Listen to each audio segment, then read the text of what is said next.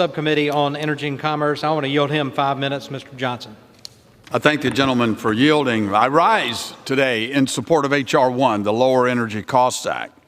With H.R. 1, we're working to lower energy costs for consumers across America by unleashing American energy and strengthening American supply chains. H.R. 1 addresses regulatory red tape and permitting barriers to the domestic development of energy without compromising environmental protections. The Lower Energy Costs Act also encourages domestic processing and refining of critical energy resources to ensure that components for all energy sources can be made right here in America.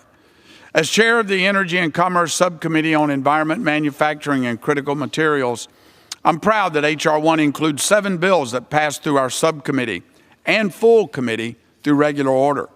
The bills encourage the domestic refining of critical energy resources, allow for flexible approaches to permitting, support national security, promote innovation that is currently stalled in EPA red tape, repeal 2 sections of the Democrats' Inflation Reduction Act, and protect American refining capacity from agency overreach.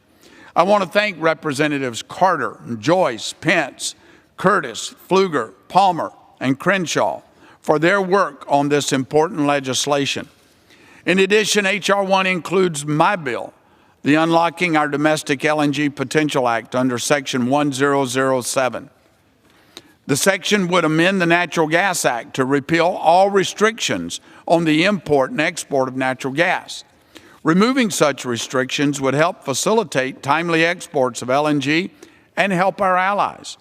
A stronger LNG export industry also means increased domestic production of natural gas and lower domestic prices.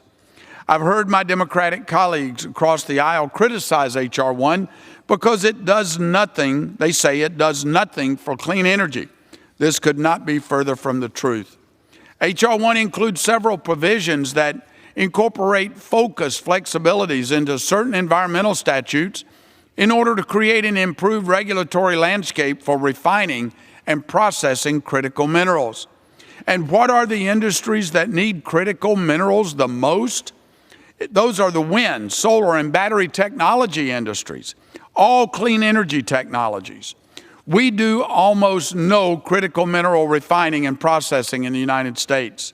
That must change, or we risk becoming dangerously dependent on China for our energy and transportation systems. The International Energy Agency estimates that the demand for critical minerals will double by 2040. We want to meet that demand with American resources and reduce reliance on China. I want to close by thanking Chair Rogers for her leadership on the Lower Energy Costs Act. Energy security is national security. And through H.R. 1, we can unleash American energy dominance and lower energy costs for American families, and thereby lowering inflation. I urge all of my colleagues to support the Lower Energy Costs Act, and I yield back. Gentleman,